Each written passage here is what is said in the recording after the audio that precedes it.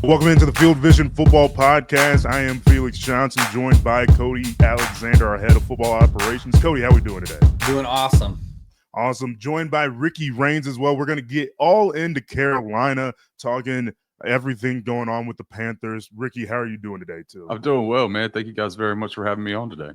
Awesome. Now, I want to talk. It's kind of interesting because, and Sasha can again attest to this, where I think the most important turn in like the 5-year plan of a rebuild, if you will, is kind of turning that corner where you kind of become interesting. Maybe not winning games that you're competitive in, but I mean, they played the Chiefs and lost by 3, and it came down to Patrick Mahomes having to beat Patrick Mahomes. Had a few games down the stretch where it's just the NFC South doing some interesting things. And I think that's really important when you have a coach like Dave Canales, who didn't have as much reputation as a coordinator like Ben Johnson might have coming in this year. So how do you feel about the Panthers coming off of 2024?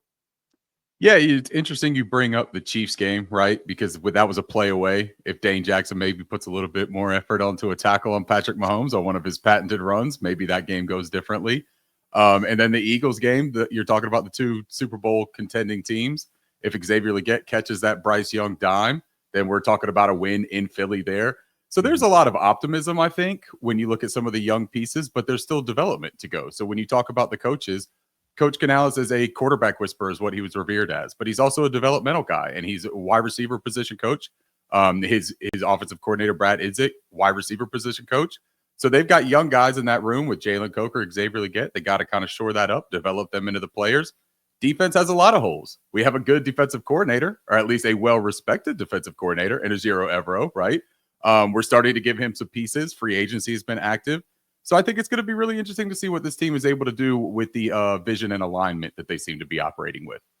Yeah, I thought coming out of that bye week, I mean, you go down that list, it was just like they come out of that bye week, they are on a 2-game win streak. They beat the Saints, they beat the Giants.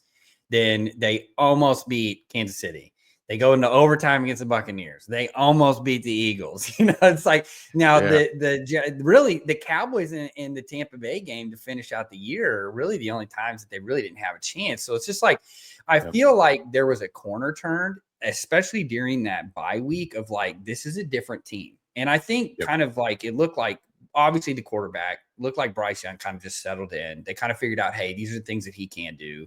I think defensively, they just kind of like, it is what it is. We can kind of do a few things really good, and then we're just going to keep it really vanilla. Because I've had that conversation with Panthers fans of like, what do you think of Evero? I thought he was a really good DC. And it's like, guys, I don't think you understand. Like, their safety room was atrocious. They were coverage busts everywhere because they weren't able to make the correct calls. You have no interior defensive line play. Give me a name of one of the edges, and then name a linebacker. When Josie Jewell got hurt. So I think like you hit the nail on the head. There is a lot of, cautious excitement going into next year, especially in a division where, look, man, you only got to win 8 or 9 games. You might be in the playoffs. It's wide open. Yeah, absolutely. And I mean, you talk about the defense too. We're going to find out with Evero because they're giving him pieces. There was no interior pass rush. That's a big element for him. You talked about the safety, that back end, like that's where he does a lot of his moves, right? That post snap, pre snap changing, comes from that Fangio system. Didn't have the pieces really, the personnel to try to do that. Like he had to kind of draw up more of like the simulator pressures, more of the different exotic looks in the blitzes instead of letting his base play. We were at a nickel in different formations so often, man. I think he was just struggling with what to do with the personnel. No, 100%. Yeah, when you get into a situation, because I mean, I've been there as a coach when it's just like, look, this is who we have. These are the 11 guys that can play. We might be able to sub like 2 more guys in there. Right. And, because the problem I think too is he is such a cover 3 dominant coach anyway. He was at Denver. He was again. And that's just comes from his tree. Yep. But I just feel like there wasn't a point where he could start doing some of the things that you saw the Eagles do, some of the things that even Shula was doing with the Rams, kind of in that same Fangio adjacent. They couldn't do some of those things because there was no defensive line play. And this defense works when you have a defensive line, and not having Brown obviously was a huge piece of that. Right. I think that's kind of interesting for the Panthers as a whole is that for so many years, and I mean, I grew up in the Cam Newton era, and so like that whole time they just had a loaded roster, and then it was just weird for me just to see like, oh, they fell apart, and then trying to rebuild some of those parts back up. I mean, Luke Kuechly's retirement. I mean, it almost feels like the linebacker equivalent of Andrew Luck, where it's just like still haven't overcome it for whatever reason. It should have for a long time, but it's just one of those things that's just kind of weird and just kind of loomed over the team and Cam Newton as a whole too. But looking at that quarterback position, specifically Bryce Young, trade a bunch of picks to grab him. He's a smaller quarterback, so it's going to be a little bit some more growing pains if he doesn't look exceptional early on. So, but also going along with the same point that I brought up earlier on, kind of hitting that corner of making some plays. He has some belief in the team within the fan base. So how are you feeling about Bryce Young heading into his third year? I think that Bryce needed to see it happen and he needed to see it work, right? So when he sat down and Andy Dalton got to play, seeing Andy Dalton not have to run for his life behind this new revamped offensive line with the interior offensive line additions of Damian Lewis and Robert Hunt, I think that gave him the comfortability of saying, hey, look, if I do get back out there, I can trust my guys. He was running for his life his rookie season. Yeah. That the scheme was a bad offensive scheme. The protection was terrible. The weapons that he had were not very well fit for the system, for the scheme that they were running either. So, like, I just think he had a lot of trauma that he built from that, right? Coming into this year, though, when you saw him get back out there, I believe it was week 8 when he started playing again against the Broncos. That Broncos was a really good defense. And there was a lot of people that thought, man, he's going to come out and just get annihilated by these guys and it's going to shatter his confidence again. He put together a pretty solid performance for his first game back into that, reintegrating into the NFL, season. And then from there, you just kind of saw Alabama Bryce showing up more and more and more. I think that he's a rhythm quarterback. He's obviously an anticipatory thrower. He doesn't have that, rocket arm that some of these other guys have in the NFL to fit him into the tight window. So he's got to do a lot of things beforehand. He's got to do a lot of pre-snap recognition. He's got to really trust his guys to be where they are and trust his protection to allow him to get to the back of his drop. A little bit more urgency in that drop would have helped, right? And it seemed like they worked on that footwork a little bit. But I think that Bryce Young, we talk about his size. You saw him also use his legs as a weapon a lot. And I think that that's a big part for him to his success at this level. If he can continue playing with the confidence that he has, if he can grow with his timing and comfortability with his receivers and his tight end, Jatavian Sanders, that they brought in, they re-signed Tommy Tremble. Who knows what they're going to do with the draft? I think they got to add some pieces there. But if he could kind of work with that timing and that chemistry with this unit, I think that Bryce Young absolutely has the ability to be a top 10 quarterback in this league. Yeah, I think people want to compare him to Kyler Murray, which is just not fair. Yeah, they're about the same size, but Kyler Murray is a completely different athlete. And I think when you talk about Bryce Young and his legs, it's not designed quarterback runs, but it's that pocket escapability, being able to make some plays down the field. I think that people, because he played at Alabama, where he just was not asked to do that at all. They had the best offensive line a lot of times. Right. He had a clean pocket where he doesn't have to. You kind of forget, like, oh, he kind of is a mobile quarterback. Look, the worst thing you want to be, unless you're Drew Brees, is a traditional stand in the pocket quarterback. But then you have to have like basically unreal accuracy. And so I think, like, to your point, comfortability in that pocket. They really built that interior defensive line, that offensive line, to really just be able to handle pressure, kind of trust what you're getting, move around a little bit, getting him moving around. I thought, again, going to that Broncos game, opposite him is another quarterback who moved the pocket. He's not, Bo Nix, we don't want him running, quarterback counter like we see Josh Allen. But if he can get him moving, we can get him motion, down the field a little bit, it makes it a little bit and opens up that offense. So I think your point on with that, like, that's got to develop in that pocket awareness. Yep. Right.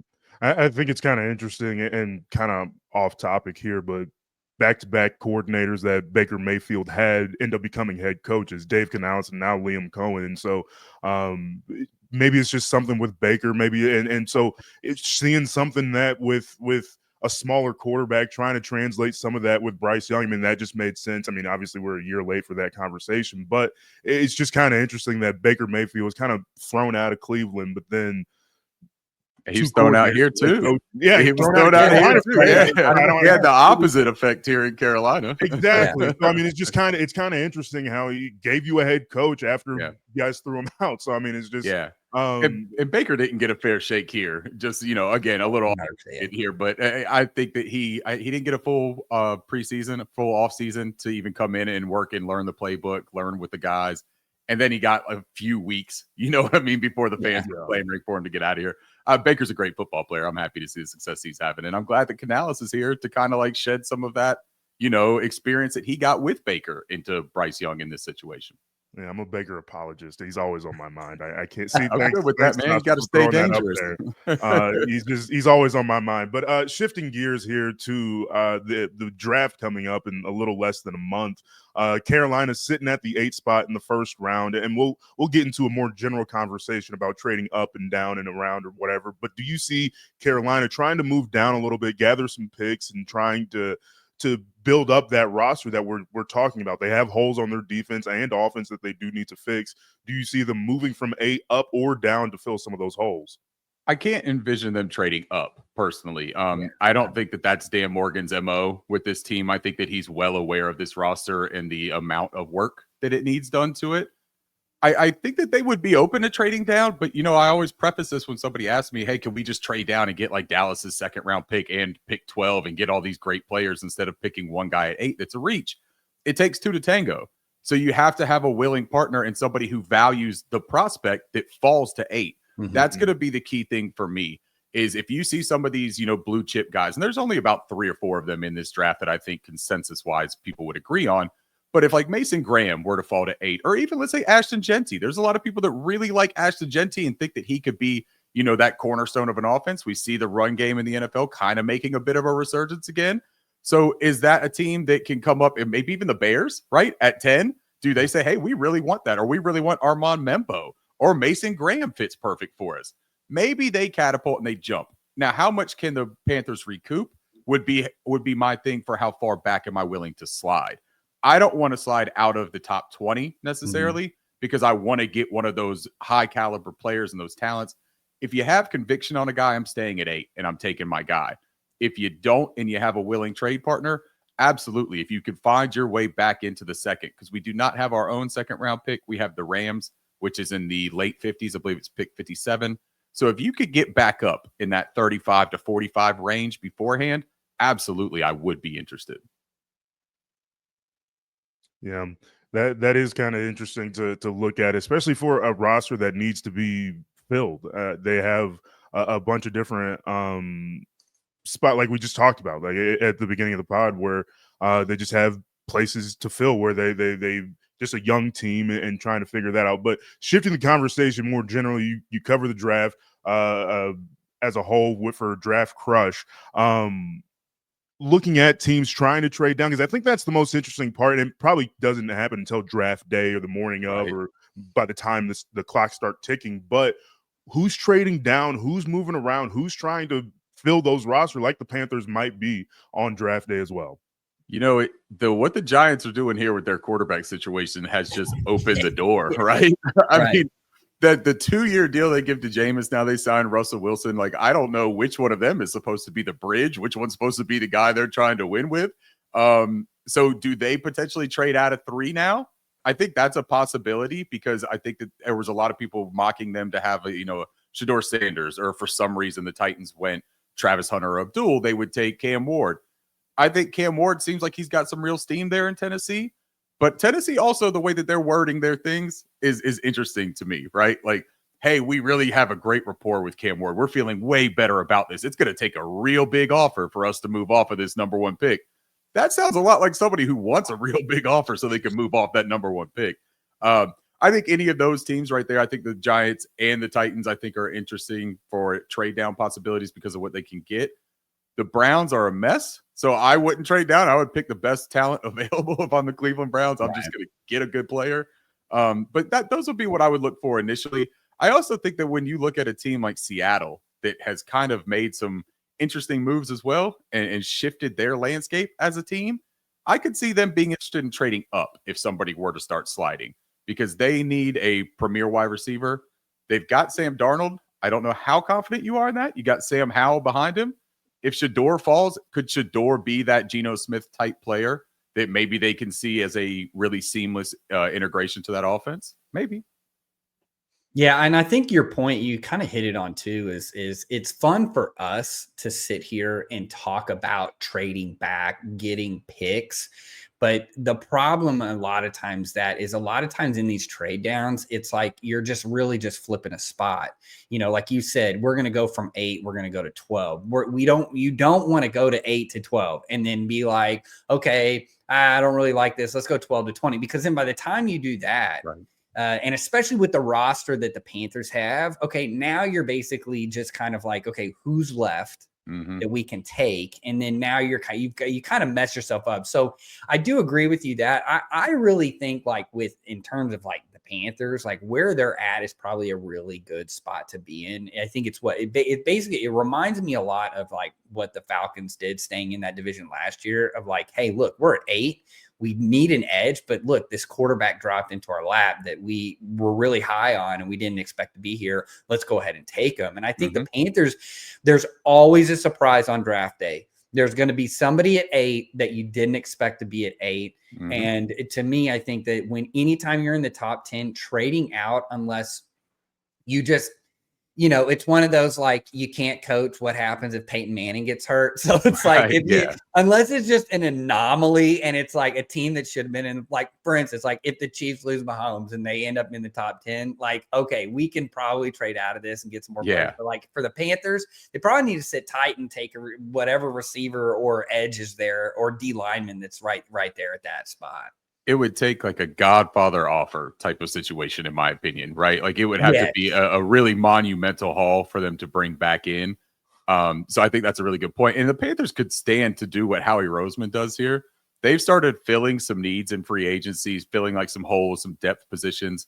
Even if Mason Graham falls at 8, I know there are Panthers fans that are like, well, would you even take Mason now? Because you got Turk Wharton, you got Bobby Brown. Yes. I like the Turk Wharton and the Bobby Brown signings. Those are good signings for us. It raises our floor.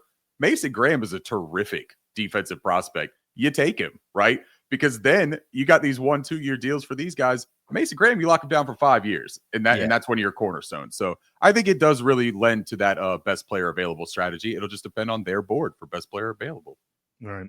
I gotta love the Godfather analogy. I don't know if you can see it here, but I'm listening to the book as before that's we perfect. jump on here. So that's perfect. See how you get it. The horse's head in the bed and everything, right? Just got to that part. Like just skipped over it. Perfect. The white tendons in the bed. It was perfect. I don't know. I'll leave that alone. I'm off topic all over the place. But Ricky, we really appreciate your time hopping on with us, talking Panthers and the draft. Anything you want to promote here, you go ahead and do that. Take the time here. Yeah, you can find us. I'm a co-host of a Carolina Panthers podcast called Panthers on Tap. We do live episodes every Wednesday. We have one tonight at 9 p.m., depending on when this airs. We also have Draft Crush is a show that I've started with my co-host Edgar Salmingo Jr. He's a terrific draft analyst. He does a lot of really good work. He keeps track of like the 30 visits and everything else. And we're building out a Carolina draft guide this year. We don't have one for the fan base. There are a couple other fan bases that have really great, detailed, intricate things that have like the history of the GMs and their physical parameters and thresholds that they look for, and then scheme fit. And we're kind of developing that now. We're working on a database of old draft picks and bringing in some of the things that can kind of give Panthers fans a better look at this. We're going to try to make it look pretty too, so that it's not just like a Word document. We're going to do our best on that. But I'm learning all that on my own, so forgive me if it's not pretty this year. But yeah, it's a lot of fun stuff, man. I really appreciate you guys having me on. This has been a really fun time for me. Anytime to get to talk ball is something fun for me, and I really enjoy the Field Vision Pro. So this kind of scratched 2 itches for me. Absolutely. Field Vision Pro is awesome. I mean, I know I'm a little bit biased, but I mean, it's just tiny bit, but it's worth it. Hey, shameless little plug. What are you gonna do? Whatever. But appreciate you guys listening to the Field Vision Football Podcast. You can follow us on social media on X at Field Vision MI, on Instagram at Field Vision Sports. Appreciate you listening.